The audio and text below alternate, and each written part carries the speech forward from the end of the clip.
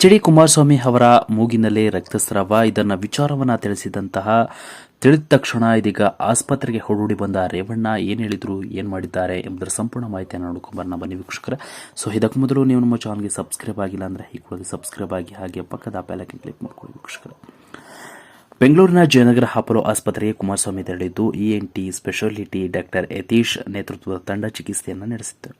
ದೇಹದ ಉಷ್ಣಾಂಶ ಹೆಚ್ಚಾಗಿರುವ ಕಾರಣಕ್ಕೆ ರಕ್ತ ಬಂದಿರಬಹುದು.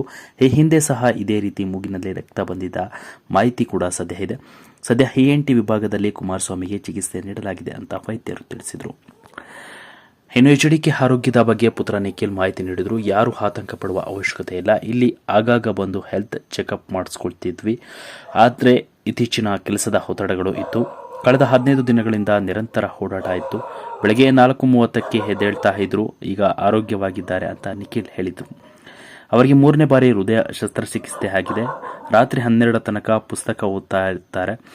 ಈಗ ಏಕೋ ಸರಿ ಇಲ್ಲ. ಹಲವು ಪರೀಕ್ಷೆಗಳು ನಡೆದಿವೆ. ನಾಳೆ ಪಾರ್ಲಿಮೆಂಟ್ ಅಧಿವೇಶನ ಇದೆ. ಹೀಗಾಗಿ ಬೆಳಗ್ಗೆ ಹೋಗಬೇಕು ಅಂತ ನಿಖಿಲ್ ಮಾಹಿತಿಯನ್ನ ನೀಡಿದರು. ಇನ್ನು ಎಚ್ಡಿಕೆ ಆಸ್ಪತ್ರೆಗೆ ದಾಖಲಾಗ್ತಿದ್ದಂತೆ ಆಸ್ಪತ್ರೆಗೆ ಎಚ್.ಡಿ. ರೇವಣ್ಣ ದೌಡಾಯಿಸಿ ಬಂದರು. ಕುಮಾರಸ್ವಾಮಿ ಆರೋಗ್ಯವನ್ನು ವಿಚಾರಿಸಿ ಧೈರ್ಯ ತುಂಬಿದರು. ವೈದ್ಯರಿಂದ ಎಚ್ಡಿಕೆ ಆರೋಗ್ಯದ ಬಗ್ಗೆ ಮಾಹಿತಿಯನ್ನ ಪಡೆದುಕೊಂಡರು ವೀಕ್ಷಕರೇ. ಇದೀಗ ಇನ್ನು ಸಂಸದ ದೇವೇಗೌಡರ ಹಳಿಯ ಡಾಕ್ಟರ್ ಯತೀಂದ್ರ ಕೂಡ ಆಸ್ಪತ್ರೆಗೆ ಆಗಮಿಸಿ ಕುಮಾರಸ್ವಾಮಿ ಆರೋಗ್ಯ ವಿಚಾರಿಸಿದರು. ಈ ವೇಳೆ ಮಾತನಾಡಿದ, ಮೂಗಿನಲ್ಲಿ ರಕ್ತ ಕಾಣಿಸಿಕೊಳ್ಳುವುದು ಸೀರಿಯಸ್ ಅಲ್ಲ.